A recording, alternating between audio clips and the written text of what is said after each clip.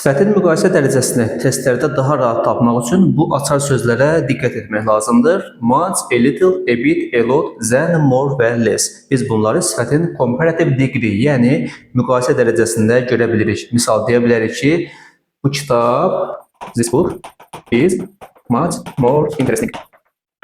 Məsələn, belə bir cümlə.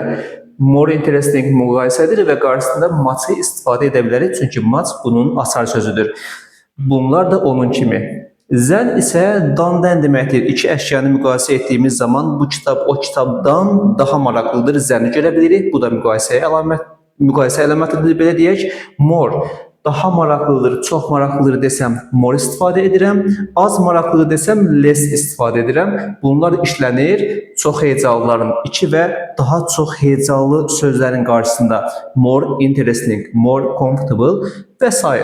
Amma tək heyecanlıdırsa, misal üçün kind, tək heyecanlıdır, long, uzun.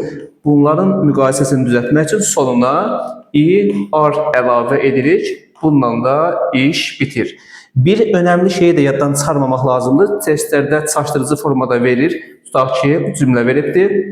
A variantında belə bir bölmə veribdir. Misal üçün, more, longer. Bunu daha rahat yadda saxlamaq üçün bilin ki, iki əlamət, more və ikisi bir arada olmaz. Tək heyecanlıdırsa olmalıdır, çox heyecanlıdırsa more olmalıdır. More, longer diye bir şey yoktur.